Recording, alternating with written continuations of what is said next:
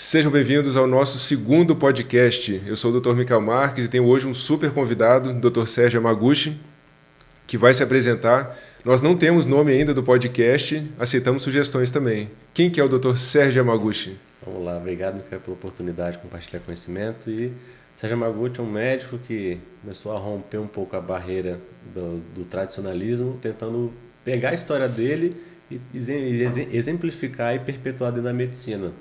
Eu venho de uma história de ser um atleta de alta performance de judô minha vida inteira, ter tido algumas conquistas estaduais, nacionais, internacionais. E no auge da minha carreira, meu pai me pede para encerrar o meu ciclo, porque ele falava que eu não ia ser feliz sendo um atleta ao longo da minha vida e que eu precisava estudar. Só que eu saí de um parâmetro de alta performance, de superação, que eu vivia a minha vida inteira, para um âmbito só de estudo e saúde, para mim não fazia sentido. E eu fui tentar buscar um intermediário onde eu poderia unir saúde e performance sem ficar nos ambos de extremos.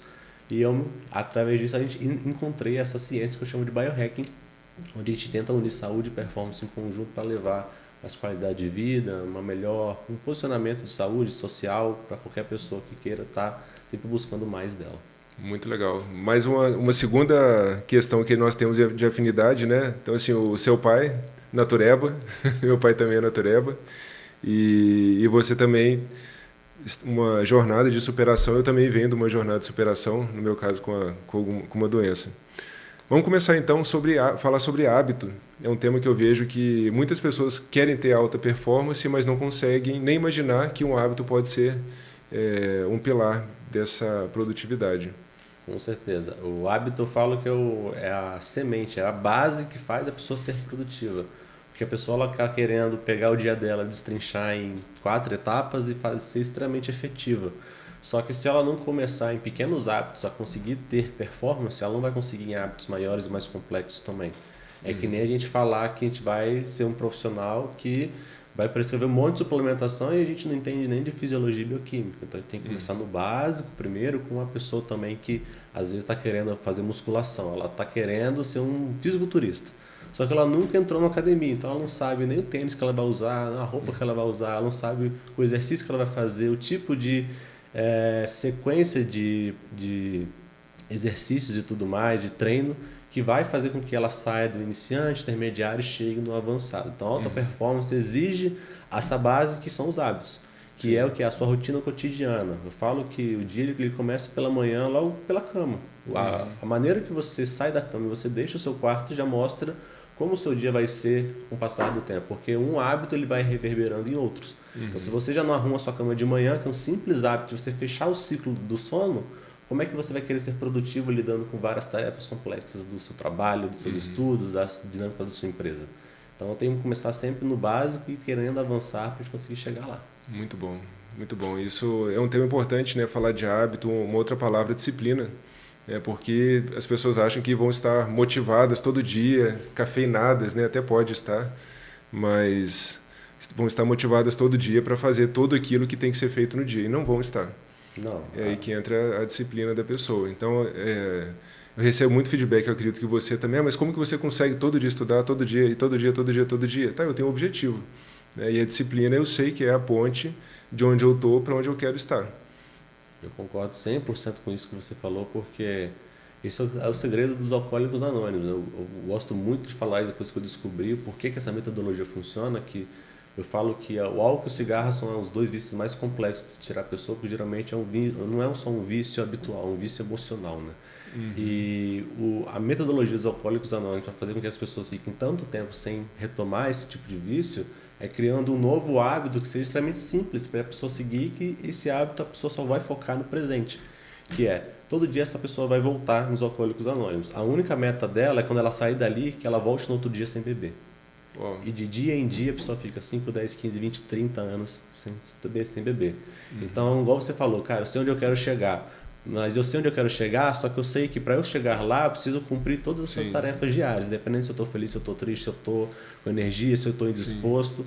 Então é esse hábito cotidiano de disciplina que vai fazer você conseguir alcançar. Perfeito. Ontem, por exemplo, eu estava com uma dor na panturrilha, né? Eu treinei bastante essa semana. Aí eu estava do lado da minha esposa, fingindo que estava conversando com a minha panturrilha. Eu falei, olha, você melhora, porque senão amanhã eu vou ter que treinar com dor na panturrilha. Então, assim, é dor, é gripe, é tudo que for. vai ter treino, né? Desmotivado, triste, alegre. Isso que é importante. Eu vejo que falta muito nas pessoas essa perseverança. A gente está numa sociedade tudo muito fácil, né? Então você pede um iFood, chega comida, pede não sei o que, chega tudo, tá? Mas e a sua perseverança, a sua motivação e disciplina para chegar no seu objetivo? As pessoas estão acostumadas com esse hiperestímulo de facilidade. Facilidades. Que eu até chamo isso de um estímulo de dopamina barata, porque é muito simples. Você não tem um esforço para conseguir esse estímulo prazeroso para você sentir que, não, dever cumprido, não fiz algo que realmente eu fiz algo qualificado. Na verdade, o que as pessoas têm hoje em dia é uma facilidade excessiva e tudo demais faz mal. Ou seja, a facilidade vem para poder ajudar a gente a conseguir se desenvolver e tudo mais, facilitar nossos processos diários. Só que excesso de facilidade mal acostuma a gente. É que nem aquela criança, eu vou deixar essa criança ir para a rua e se sujar, ou vou deixar ela só em casa. Nem de mais, nem de menos. Eu preciso equilibrar, porque se a pessoa não sai de casa, não pega a famosa vitamina S, que é a sujeira. Sim. Então ela não vai desenvolver imunidade, ela vai estar sempre frágil. Se ela fica só na rua também, ela vai desenvolver uma série de coisas que ela poderia também estar prevenindo sem estar se expondo demais. Então, a rotina cotidiana é o principal fator, né? Eu tenho a oportunidade de ter tido esse aprendizado desde pequeno.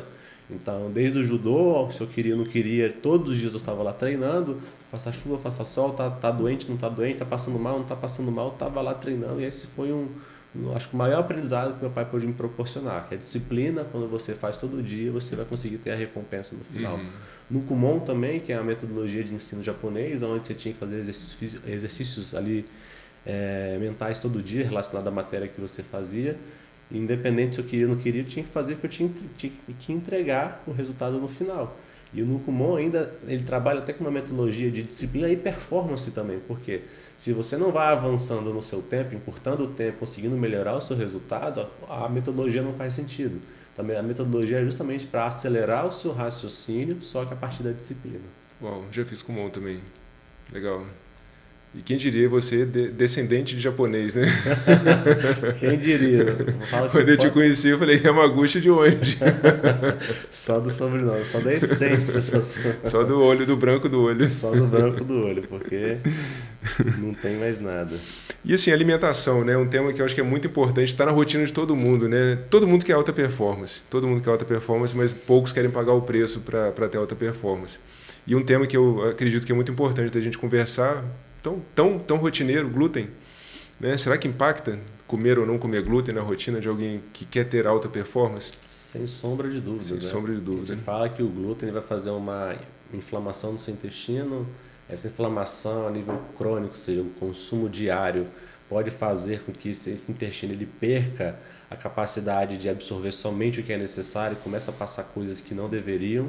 E aí o seu corpo começa a te sinalizar coisas que não deveriam ser sinalizadas, ou seja, começa a produzir mais células de defesa porque está entrando agente que não era para entrar. Começa a aumentar a inflamação para recrutar células de defesa, para direcionar para o lugar ali perto do intestino, para tentar resolver o problema. Só que nesse meio tempo o intestino está mandando informação para o corpo todo, e isso também vai gerar uma mensagem para o cérebro, onde vai abrir também a barreira do cérebro e vai passar coisas para o cérebro que não deveria.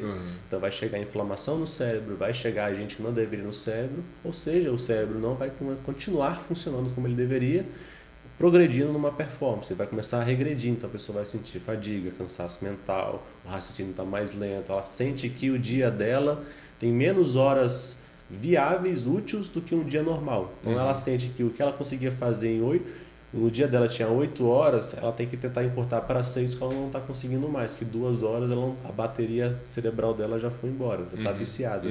Então, de cuidar do intestino é um ponto muito importante. O glúten já é um termo extremamente conhecido hoje em dia que a gente não tem nem o que falar. Eu acho que é extremamente conhecido no nosso meio, né? Porque a gente sai do nosso meio, a gente vê que o glúten as pessoas nem questionam. E o problema que eu vejo do mundo convencional e o glúten é que as pessoas têm medo do glúten quando existe doença celíaca, principalmente a clássica, porque a não clássica é até pouco divulgado também. Então tem doença celíaca, tem diarreia, não pode glúten. Agora, e as formas não clássicas da doença celíaca? Eu atendi uma vez um rapaz, com 17 anos ele perdeu o pelo e cabelo do corpo. E já rodou vários médicos em BH, inclusive. Aí eu lembro que na história familiar eu falei, e na família, alguma doença autoimune? Sim, minha mãe tem tireoide de Hashimoto. Eu falei, opa, vamos fazer um rastreio de várias doenças autoimunes, porque eu falo que elas andam em bando. Descobriu todos os marcadores da doença celíaca positivos, parou com glúten em 7 dias, voltou a pipocar pelo no corpo, pelo e cabelo no corpo todo. Então, essa é a forma que é divulgada. E as sensibilidades, igual você está falando. Então, assim, é um alimento que deveria ser evitado por realmente todo mundo. Eu falo que as pessoas elas estão muito acostumadas com o imediatismo, até mesmo do problema. Se a pessoa comeu, ela não viu o problema naquele exato momento, não está fazendo mal. Mas é aquela coisa que vai te gerando pequenas microlesões. E de grão em grão a galinha vai encher o papo. E esse papo ele vai ser com uma questão negativa. De grão em grão você vai construir um castelo de areia. De grão em grão você pode também acabar com a sua saúde. Então as pessoas têm que entender que não é porque não está perceptível que eu acabei de comer e que eu estou com diarreia, que eu estou passando mal, que a barriga estufou, que eu estou com a sensação de não estar legal, que aquilo não está me realmente, que aquilo não pode estar me fazendo mal. A percepção que a pessoa tem que ter é principalmente, eu comi alguma coisa, na semana seguinte, alguma coisa alterou, meu humor alterou, meu sono ficou mais instável, eu fiquei mais estressado, fiquei mais ansioso, minha capacidade mental deu uma leve oscilada. Por quê? Porque tem as condições mais tardias, como a gente falou, as intolerâncias, as sensibilidades, que não vão dar efeitos imediatos. O corpo vai mandando mensageiros ali que vão aos poucos reverberando em consequências que são tão pequenas que a gente não começar a tentar se auto-perceber, a gente só vai ver o problema lá quando tiver. Como você falou, com uma doença autoimune, com uma alopecia, que é essa queda de cabelo, que aí vão ser coisas que a gente vai depender de uma estratégia muito mais agressiva para a gente conseguir recuperar a saúde dessa pessoa. Sim. E muitas vezes não se pensam, né, no problema do glúten. E um argumento que eu ouço com frequência é que eu vou parar o glúten, eu me sinto bem, eu paro o glúten, depois eu como e passo mal. E acaba que é isso que você está falando. A pessoa está tão suja que ela não sente. E quando ela está limpa, ela come alguma coisa errada, o corpo grita. É exatamente isso que eu falo com meus pacientes. Eu falo, pega uma casa que está suja, cai um fio de cabelo, você percebe? Não. Agora a pessoa que está indo lá te ajudar a limpar a casa. Aquele mármore branco. Deixa a casa limpa. O seu primeiro fio de cabelo que cai, você fala, nossa, olha só, esse fio de cabelo aqui no meio da minha sala. É a percepção que você tem do quanto um fio de cabelo pode mudar, às vezes, a estética do seu piso, que pode alterar ali, você vai tirar aquele cabelo, mas uma sujeirinha você já percebe rapidamente. Depois que está muito sujo, a sua visão ela tende a querer olhar para o todo de uma forma diferente. Por quê? Ela já está acostumado com leves sujeiras, então mais uma sujeirinha ela não vai perceber. E o corpo é a mesma coisa. Se você não cuida dele, ele vai se adaptar. Ele pode se adaptar para o bom ou para o ruim. Se você está só intoxicando o seu corpo, ele vai tentar se adaptar para não te gerar sintomas naquele nível de intoxicação. Só que os problemas estão acontecendo ali dentro da mesma forma. Vai te gerar um sintoma depois muito pior, que aí vai precisar de um recurso muito mais avançado para conseguir te ajudar. Sim. Muito bom, muito bom. É um tema fundamental, né, o glúten. Então vamos lá. Cogumelos. Será que existem cogumelos que podem ser interessantes para a nossa saúde mental? Eu já vou começar falando de um que eu sou fã, que eu vi que você consome também, que é o juba de leão. Juba de leão já tem o quê? Tem uns 6 meses que eu consumo diretamente, diariamente. Até eu esqueci para essa viagem. Enfim, foi falha minha. E eu vejo que no juba de leão a gente tem um cogumelo que ajuda muito nessa performance, que é o tema que a gente está conversando, e diminui a ansiedade, e melhora até a qualidade do sono. Eu falo que as pessoas estão começando a entender, até mesmo a ciência está avançando, que até mesmo no caso de distúrbios emocionais, transtornos mentais ou falta de saúde mental, o problema da origem não é no neurotransmissor, que é o hormônio que vai se comunicar com o neurônio outro, que vai gerar uma ação. O problema vem antes, que o neurônio que não está conseguindo liberar o neurotransmissor, ou seja, o que esse neurônio está precisando para ele fortalecer essa conexão para essa mensagem chegar no destino final. E o que mais estimula isso é o fenômeno que chama de neuroplasticidade.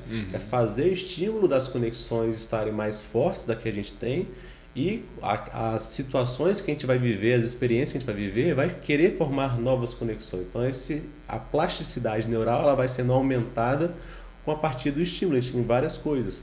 Só que eu falo que as substâncias mais estimulantes dessa neuroplasticidade são os psicodélicos, são a juba de leão, outros cogumelos de uma forma geral, porque eles fazem estímulos de várias vias e mecanismos, ou seja, igual você falou, a ansiedade é o enfraquecimento de alguns neurônios, de algumas áreas cerebrais, se você estimula, você diminui. Sono, enfraquecimento de neurônios para produzir os hormônios necessários para você dar uma relaxada. Quando você fortalece, você melhora.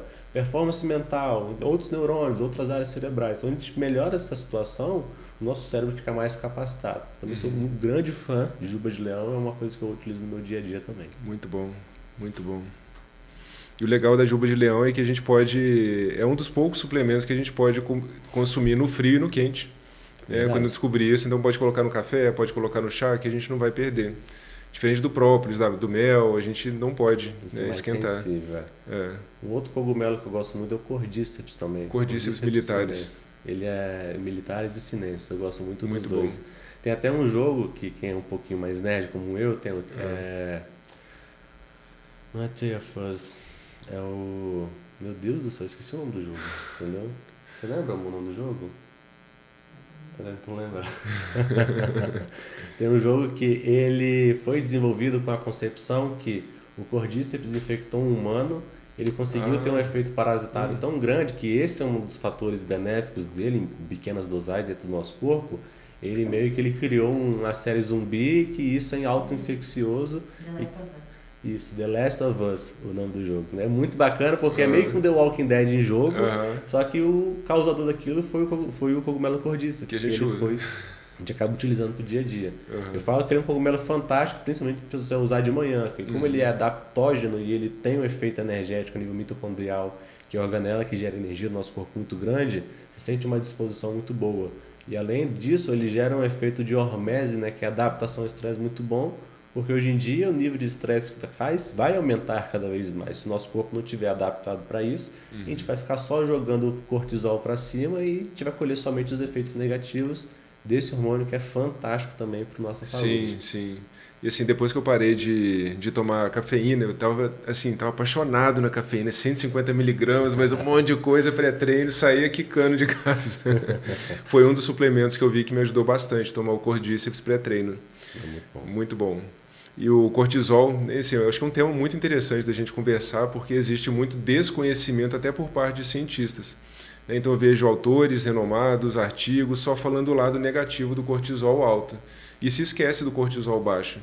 Então eu vivi, né, grande parte da minha vida com esse cortisol baixo, e quando eu descobri, o professor ele falou: Micael, você tem fadiga adrenal? Enfim, eu não sei qual é a sua posição quanto a isso. Eu não acredito em fadiga da adrenal, mas eu realmente foi constatado um cortisol baixo.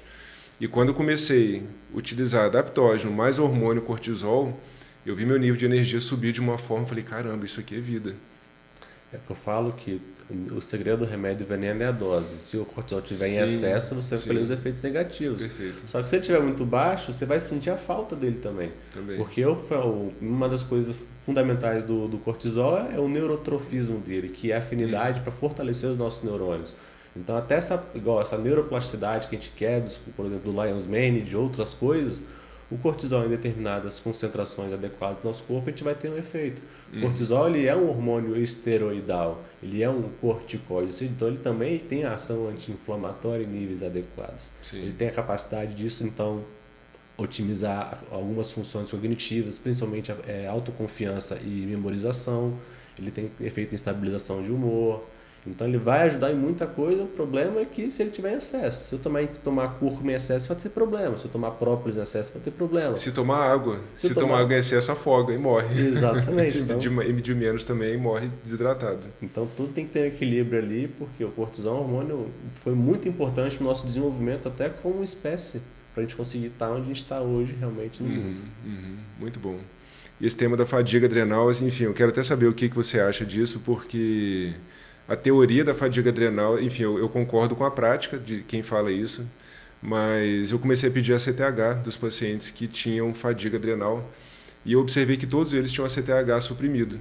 Né? Então a CTH é o hormônio que vem lá da hipófise para dar o estímulo para adrenal para fazer o cortisol. Então suprimido com cortisol baixo não seria então fadiga adrenal, seria uma fadiga hipofisária. Isso. Eu discordo um pouco desse nome também, até porque falar que um órgão fadiga, então o coração que trabalha 24 horas por dia, uma hora ele ia fadigar. O pulmão, uma hora ele ia cansar. E não é assim que acontece. Mas eu vejo que existem esses mecanismos hormonais que no caso do cortisol ele tem essa particularidade que quando ele gera esse feedback negativo, que é quando ele está muito alto, ele pede para o corpo parar de produzir para não sofrer consequências negativas, ele gera feedbacks muito longos, que esses feedbacks demoram muito para recuperar. Se eu deixar um paciente sem fazer uma reposição adequada, ele vai ficar 2, 3, 4, 5 anos até o corpo entender a bagunça que estava acontecendo para voltar. Por quê? Porque ele gera uma inibição num lugar, ele vai gerar em outro, e para isso voltar depois é muito complexo. E quando a gente fala de cortisol, eu falo que também tem que falar do hormônio DHEA, um nome complexo, acho que não vale a pena a gente não comente esse palavrão. Que além dele ser um hormônio, ele tem efeitos pró-hormônios também. Então ele pode ser uma matéria-prima para produzir outros hormônios, como ele também tem ação hormonal própria, anti-inflamatória, melhora de saúde cardiovascular, ajuste de função mitocondrial. Sim. E ele tem essa regulação com cortisol, ou seja, o cortisol naquela época ficou muito estressado, subiu demais, você meio que deixou de produzir o DHA pelo mecanismo de equilíbrio, de antagonismo, e na hora que você depois fez esse feedback negativo, você pediu para o corpo parar de produzir, você para de produzir os dois. Aí você fica com deficiência hormonal de cortisol e de DHA. Então a gente precisa fazer um ajuste desse sistema, que eu falo que é o sistema hoje que está mais desequilibrado nas pessoas. Desequilibrado por conta do estresse, com certeza. Então por isso que a gente precisa de... Então assim, médico não tem bola de cristal, né? Então com toda essa fala nossa, não dá para adivinhar se o cortisol está alto ou baixo. A gente consegue imaginar, através das queixas do paciente, a gente tem uma noção. Mas sem exame laboratorial eu vejo que não tem como acompanhar nenhum paciente. É praticamente impossível. Impossível. Então, por exemplo, médicos que eu vejo que pedem só o hemograma chamado completo, parece que ele vai resolver o problema de todo mundo. E realmente ele traz muita informação. Ele é subutilizado, mas só ele é pouca informação. Eu falo que se você for precisar de ajustar o seu paciente a curto prazo com o que ele fala, você consegue. Porque se ele está dormindo mal, você vai fazer uma reposição de magnésio trionato e vai ajudar ele. Se ele está ansioso, você vai botar uma L-tianina e vai conseguir ajudar. Se ele está com baixa energia, você vai botar um complexo B ativado, uma coenzima Q10, um PQQ, um azul de metilena, isso vai dar um up? Vai. Só que você não vai corrigir a causa, você vai estar corrigindo o que ele está te passando para ele estar se sentindo melhor. Então você vai não vai estar tapando o sol com a peneira, porque a gente não vai estar só tirando sintomas, você vai estar agindo um pouco na causa, só que você não vai saber qual é a origem. Se a B12 está muito baixa, eu não consigo saber, através de um exame físico de uma anamnese, qual é a dosagem de B12 que eu vou dar para o paciente. Consegue. De vitamina B9 é a mesma coisa, de vitamina D, outra coisa especial para performance mental, para saúde, longevidade, para você ter disposição física também. Então, o que hoje em dia os planos de saúde ficam falando que o profissional não tem que ficar pedindo, o exame físico tem que ser soberano, mas o exame físico não vai me dar o valor de colesterol total. A punho-percussão não vai me dar o valor de lipoproteína A que eu preciso para avaliar risco cardiovascular do meu paciente. Eu preciso do exame para conseguir complementar e fazer uma conduta assertiva. Perfeito. A clínica não é soberana, eu falo isso muito. A clínica é complementar ao exame complementar. A clínica ela é uma parte de uma boa consulta médica. Agora, querer exaurir todas as informações de uma anamnese, de um exame clínico, impossível. É impossível por quê? Porque o paciente não tem o conhecimento que a gente tem. Ele não tem o que a gente chama de crítica. Então, muitas das vezes, ele está se sentindo cansado e para ele está normal. Está normal. Ele tem dor de cabeça e para ele não está normal. Ele dorme mal e para ele está normal. Igual eu acabei de pegar um paciente que eu vou atender na semana que vem, e ele me falou, não, eu estou bem, estou te mandando esses exames. Eu peguei os exames e falei, você teve Covid? Conversa vai, conversa vem. Ele não sabia, ele teve um episódio gripal que ele não relacionou que foi o Covid, mas peguei no exame laboratorial dele totalmente desregulado, e que a gente vai ter que fazer uma conduta que eu fui buscando rapidamente ali antes de marcar a consulta com ele, algumas informações do que ele estava bem, ele já está cansado, ele está ansioso, ele está dormindo mal, ou seja... Mas ele acostumou. Ele acabou acostumando e se fosse só pela anamnese, falar, não preciso repor nada, você está bem? O que eu vou fazer? Então esse paciente é um paciente que iria vir na consulta, não ia receber nenhuma suplementação e ir embora. Só que é o caso dele que poderia até mesmo agravar a saúde dele, porque a síndrome pós-Covid pode exacerbar risco cardiovascular, risco de eventos tromboembólicos, entre várias outras coisas, dependendo da fragilidade metabólica e genética dessa pessoa. Então não posso me equiparar somente pelo que o paciente fala, porque ele não tem conhecimento de tudo e às vezes ele não tem crítica. Então se ele não tem crítica, eu preciso do exame para conseguir buscar essas informações e extrair dele.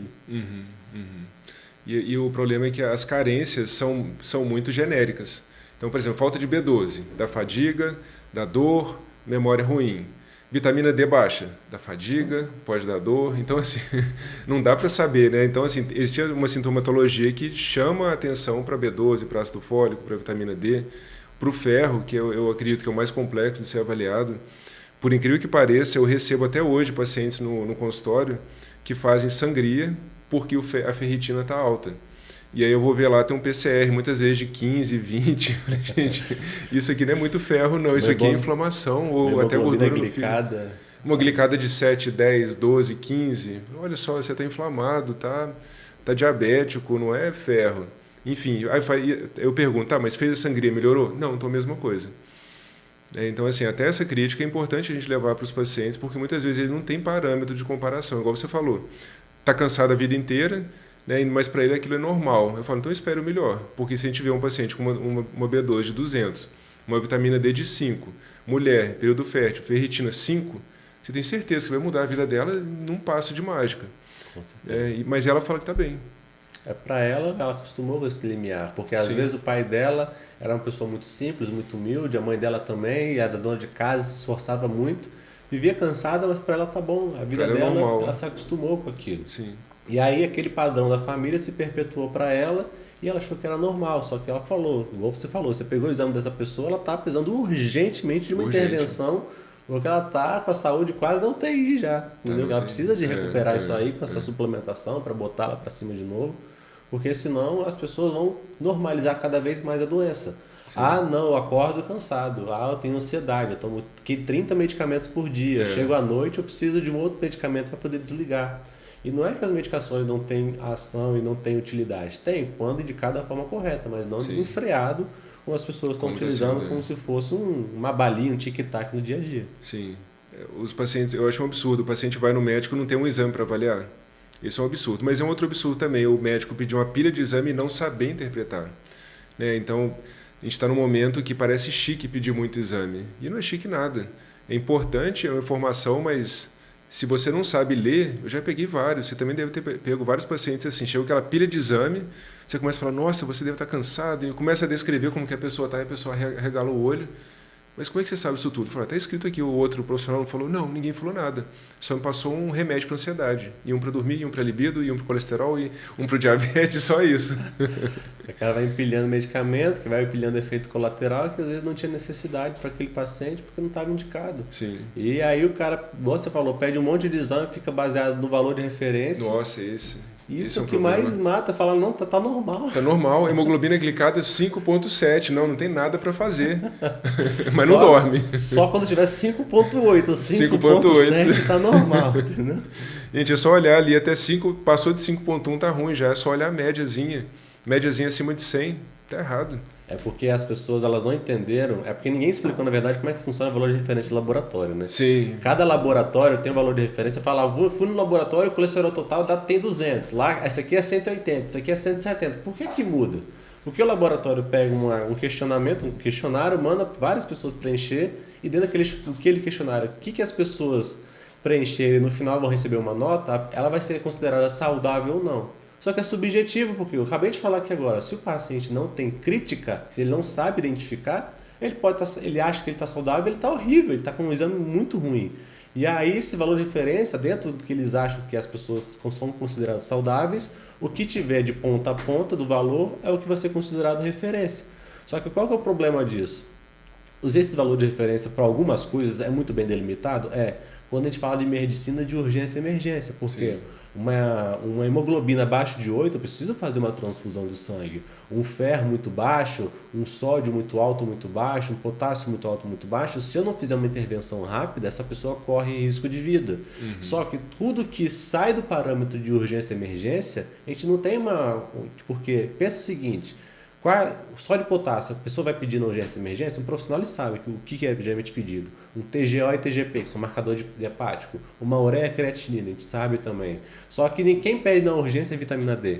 Quem pede na urgência um TSH, T4 livre, T3 livre, T3 reverso. Quem pede na urgência uma vitamina B9 e B12.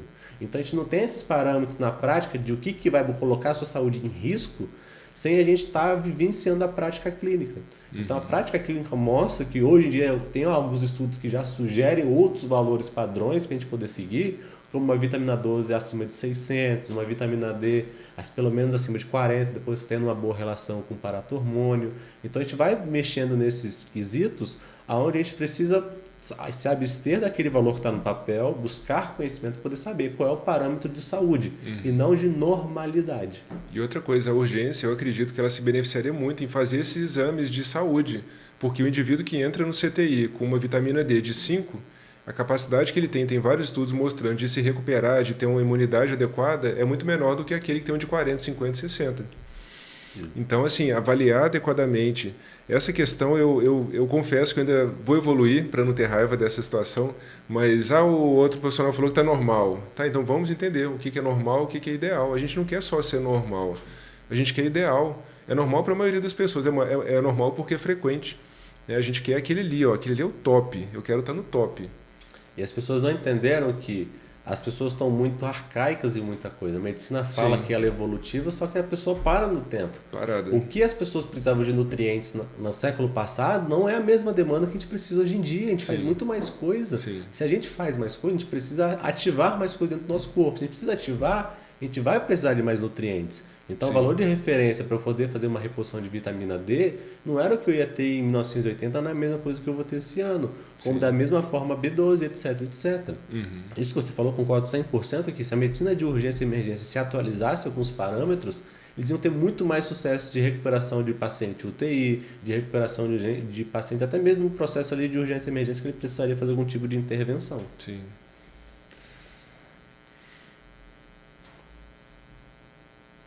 Rotina matinal energizante. Será que tem alguma coisa que a gente pode fazer? Você já falou de levantar, de arrumar a cama. Será que a gente pode fazer qualquer coisa? Levantar e começar a mexer no TikTok? Será que é uma boa?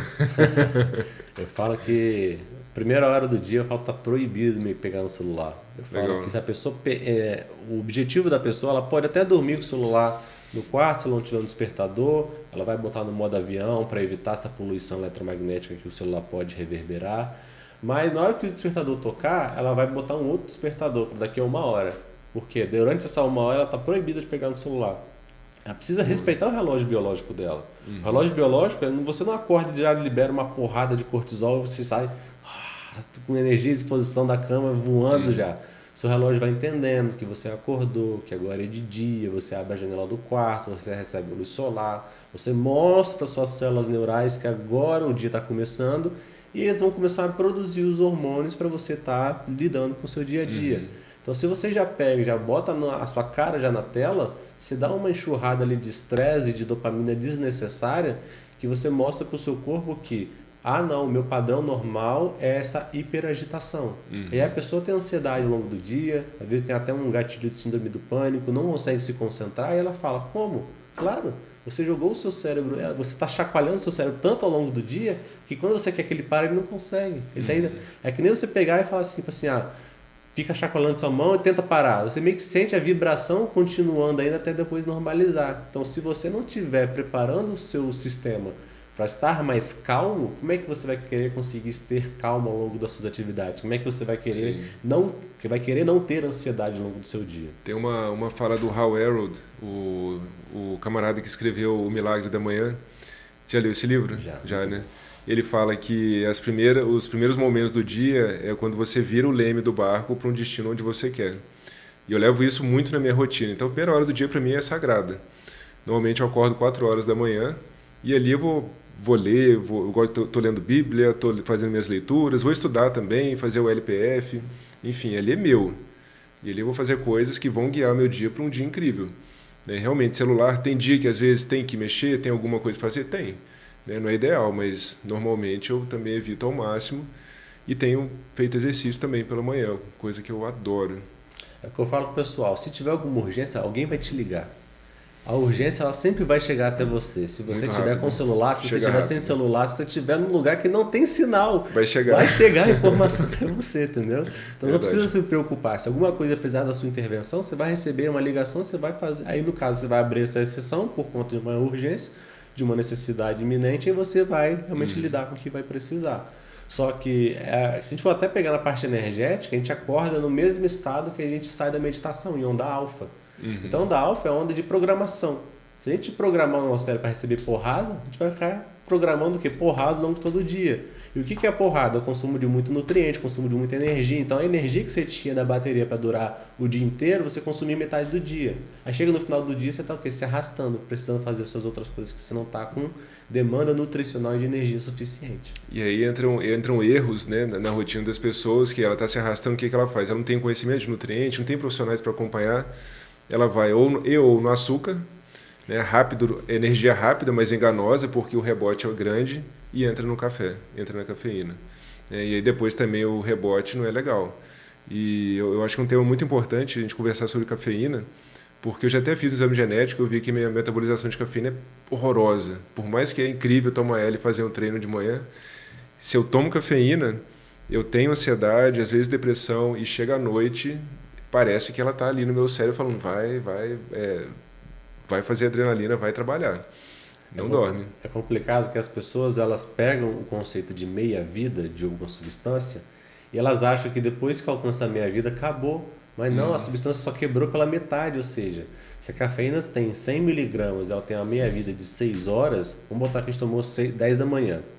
4 horas da tarde, que é 16 horas, vai ter 50 miligramas de cafeína. 10 horas da noite, que vai dar 16, 22 horas, a gente vai ter ainda 25 miligramas de cafeína, ou seja, na hora que eu for dormir, eu estou com um estimulante na minha cabeça, no meu metabolismo ainda. Como é que eu vou querer desacelerar se eu tenho uma coisa me puxando para frente? Você vai conseguir desacelerar, sim, mas você vai meio que você é arrastado por ela até ela conseguir ser eliminada. Por isso que cafeína, energéticos, psicoestimulantes de forma geral, são extremamente nocivos para a nossa saúde do sono e vão, em algum ponto, te atrapalhar a ter uma boa qualidade de vida. E voltando aqui ao nosso papo, sono, eu me recordo na época da faculdade, aquela rotina bem desgastante, né? 20 horas meu corpo já falava, Micael, vai dormir. E o que eu fazia? Não dormia, porque tinha plantão, tinha não sei o quê, tinha que estudar. Enfim, hoje eu tenho essa capacidade, né, de ter uma rotina que me dê esse luxo de 20 horas estar dormindo. Então, será que é importante ter rotina? Será que é importante dormir adequadamente? Dormir o quanto o corpo precisa? O sono, eu falo que é o principal pilar da saúde, da performance, de tudo. Se a pessoa não dorme bem, no outro dia ela não é ninguém. Até tem um parâmetro clínico que a gente consegue buscar uma investigação se a pessoa tem, por exemplo, insônia ou apneia, que na apneia a pessoa ela vai acordar e ao longo do dia ela vai se arrastar, ela sente indisposição, uma fadiga muito grande, e insônia a pessoa tende a ficar mais irritada. Então a pessoa ela tem um emocional mais irritadíssimo ao longo do dia e às vezes buscar essa informação à noite, que se ela está demorando para dormir, ou se ela está tendo picos, que a gente chama de insônia tardia, de cortisol no meio do sono à noite, que isso pode sugerir. E a apneia, no caso, fazer uma polissonografia, investigar realmente o que possa estar acontecendo para a gente conseguir ter um bom tratamento assertivo, né? Porque o sono tem duas fases muito importantes, que é o sono profundo e o sono REM, e que a gente precisa investigar como melhorar essas duas fases. É muito falado do sono REM, mas e o sono profundo? Eu brinco que o sono REM pode simplificar que ele regenera o cérebro e o sono profundo o corpo. Então a gente precisa ter hábitos para poder melhorar essas duas fases, são cruciais. Muito bom. Você dorme quantas horas por dia? Eu durmo uma média de 7 horas por noite. E fica bem? Fico muito bem. Meu corpo ele se adapta muito bem nisso. A exceção quando tem o treino de perna, que eu preciso de 7 horas e meia para poder me recuperar. Olha só, da perna. O dia de treino de perna me exige um pouco mais. Eu falo assim, eu não acredito em inveja branca, eu acredito em admiração. Inveja branca é coisa de invejoso, mas enfim, a admiração que eu tenho por 7 horas ou por pessoas que são dormidores curtos, né? 3, 4 horas. Enfim, a minha necessidade é de 8 a 10 horas, normalmente é 8, mas tem dia que 10 horas, se eu não dormir 10 horas, eu não sou ninguém. Não, é porque o corpo ele tem a necessidade de se regenerar. Sim. E é o que eu falo que cada noite de sono ela é muito única, porque as pessoas acham que os ciclos de sono, eles falam assim, o ciclo de sono tem 1h30. Aproximadamente a gente fala isso por quê? Porque a gente botar um exemplo, se a gente dorme 6 horas da noite, fica 4 vezes, as pessoas dividem 6 horas por 4 e dá 1h30. Só que geralmente o primeiro ciclo é o ciclo mais longo e os outros ciclos são ciclos mais curtos, principalmente se você for analisar uma polissonografia ou até tipo assim, um Apple Watch, um Garmin, um Oura Ring, você vai ver que os ciclos estão um pouco mais encurtados, porque meio que você pega a performance de otimização de recuperação. Então, o primeiro ciclo, o seu corpo está entendendo, você usou mais seu corpo, mais a sua mente. Quais são as áreas cerebrais que precisam mais reparo? Quais são as áreas corporais que precisam mais reparo? Então ele vai destinando mais tempo meio que para programar o softwarezinho para depois ele pegar a automaticidade. Por isso que eu falo que essa ideia de sono polifásico, as pessoas falam que ela pode picotar o sono ao longo do dia, não funciona. Primeiro que o relógio biológico é o nosso gerador de desenvolvimento, ele foi programado com dormir em um certo horário e acordar e se fazer ao longo de todo o horário. Segundo que o ciclo de sono vai ganhando performance. Se você ficar dormindo várias horas ao longo do dia, você vai ter que dormir o quê? Vários ciclos longos de um ciclo para você conseguir ter a mesma performance. Aí, só que você vai gastar o quê? 12 horas para conseguir fazer isso? 13 horas? Então seu dia vai ser muito menos produtivo para você conseguir equiparar do que se você realmente dormiu a noite toda e realmente se adaptar para a sua necessidade. Me perguntaram, não sei se você sabe dessa história, que o Cristiano Ronaldo dorme 4 vezes no dia, ele divide uma noite de sono em 4 tomadas durante o dia, enfim. E eu não soube responder se realmente o Cristiano Ronaldo faz isso e sobre ser saudável, né? Minha opinião é, isso não é natural. Né? O ser humano ele foi, desde os primórdios, criado geneticamente para quê? À noite está dormindo, de dia está acordado, e ponto. Saiu do que estava lá nos primórdios, já está saindo da nossa genética. Já não é legal. Isso eu discordo também do sono polifásico. Se ele faz ou não, não sei. Mas se ele faz, para mim, ele está condenando a saúde dele em algum momento. Sim. Mesmo que ele seja um atleta diferenciado, que se importe com a saúde, mas nisso, se ele estiver fazendo, na minha humilde opinião, ele está errando.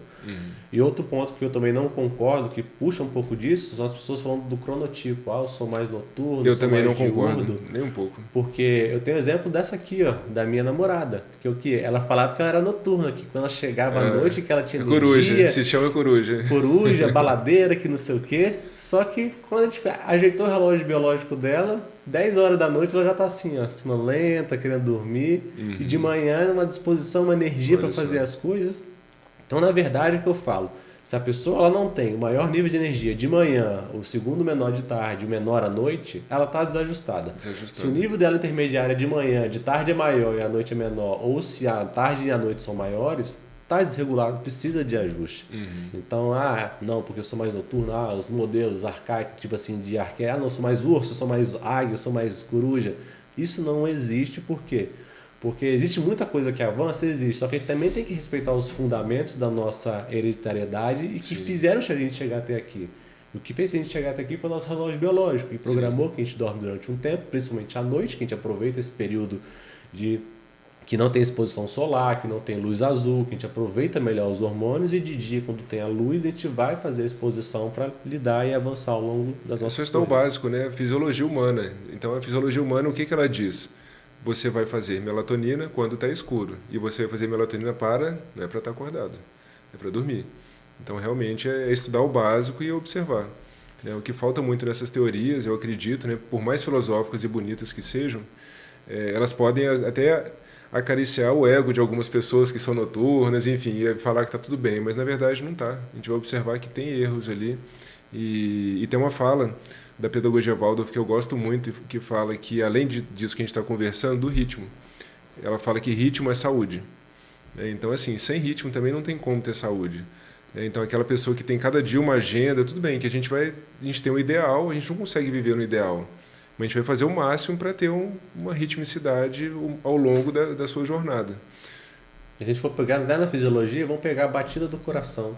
Se a batida do coração não está ordenada e rítmica, a gente chama de arritmia, que é um processo patológico que precisa de tomar uma medicação para voltar para o ritmo. Então, tudo que está fora de ordem, ou seja, uma hora você faz isso num tempo, outra hora você faz aqui, outra hora você faz assim, o seu corpo ele não consegue te entregar performance. Por quê? Ele não consegue gerar automaticidade nas funções para saber, 8 horas da manhã, Micael ele vai ler todo dia. Então, 10 para as 8, eu vou começar a liberar acetilcolina no cérebro dele, para ele já começar a ativar as funções cerebrais, e 8 horas que ele já vai estar lendo, já vai estar para ele aproveitar ao máximo. Um dia o Micael lê 4 da manhã, outro dia ele lê 6, outro dia ele lê 8, outro dia ele lê 10. O corpo não entende. Aí na hora que você está preparado para estudar, aí você precisa aquecer a sua mente, entrar no aprendizado até você entrar no ritmo. Então você não utiliza o seu relógio biológico a seu favor. Muito bom. Muito bom, Sérgio. Acho que um tema assim, que eu gosto de alertar muitas pessoas, são dois. Um deles é álcool e o segundo é açúcar. O álcool, eu falo, até eu estava falando com o Diogo aqui da Speed, que durante a pandemia eu e a Rainha fomos alcoólatras. Porque a gente bebia vinho todo dia, numa quantidade bem, assim, meia garrafa para cada um. É um volume muito grande, isso é alcoolismo. Parar foi difícil, mas enfim, depois a gente continuou naquela rotina bebida social, né? Enfim, hoje em dia eu não acredito que isso possa ser social, porque para o nosso sistema nervoso central, qualquer quantidade ele é deletério para o fígado, para o corpo inteiro. E o que eu comecei a notar ao longo da minha jornada, principalmente agora fazendo mais exercício físico? Qualquer quantidade de álcool que eu bebo, o meu nível de energia, para se recuperar o meu padrão ideal, ele demora de 3 a 5 dias. Então eu falei, bom, como que eu consigo ter uma semana de 7 dias, perdendo 5 dias toda semana para ter um álcool? É um prazer beber álcool, né? Porque se você me perguntar, qualquer bebida alcoólica eu acho incrível. Eu acho a sensação da embriaguez é sensacional, o sabor das bebidas eu acho melhor ainda. Mas agora, eu vou malhar segunda-feira, eu estou me arrastando, estou passando mal. Terça-feira, a mesma coisa. Quarta-feira, a mesma coisa. Quinta-feira, eu estou começando a ter mais energia. O que você acha sobre isso? Eu falo que o álcool é um dos problemas que o mundo não consegue estar mais evoluído do que ele está. Justamente porque, primeira coisa, morte de neurônios. Eu lembro do meu segundo período que foi muito claro, porque eu tenho, acho que o privilégio de não gostar. O gosto do álcool me gera pânico. Eu odeio, literalmente, eu odeio, eu acho essa palavra forte, eu não gosto de falar ela, mas eu literalmente odeio o gosto do álcool. Olha só, Tudo que bom. tem o sabor alcoólico, para mim, eu tenho repulsa. Na época da pandemia, eu meio que abri uma sessão e comecei a tomar vinho com a GG também, só que meio mais para acompanhar ela. Só que eu vi que, tipo assim, isso não era um hábito meu, não sei por que eu tava fazendo mais para acompanhar ela, só que estava me gerando mais prejuízo. E eu falei com ela logo depois que esse era um hábito que para mim era irredutível, que eu não iria voltar. Que, primeiro, que eu não gosto, e segundo, não fazia sentido, e terceiro, que eu estava vendo que eu estava regredindo ao invés de avançar. Segunda coisa, o álcool é tóxico. Então, a sensação ali que as pessoas se sentem desinibidas, mais relaxadas, com efeito mais GABAérgico, que a gente chama, né, que é o neurotransmissor que gera essa sensação, é um efeito, na verdade, de toxicidade que o álcool vai fazendo e ele só passa depois que o fígado consegue fazer o processo detox. E quem tem um fígado tão saudável assim hoje? E quem tem um fígado tão saudável? Hoje em dia, mesmo se querendo fazer uma alimentação saudável, vai ter agrotóxico, vai ter antinutriente, plástico, vai ter muita coisa. Bisfenol A, vai ter plástico, vai ter xenoestrógeno. Sempre vai ter. A gente não vive num mundo perfeito, só que a gente faz contenção de danos para a gente conseguir controlar cada vez mais a nossa saúde. Então, ter essa consciência é extremamente importante.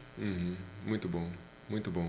E o açúcar, que é um tema tão comum, né? Todo mundo consome açúcar.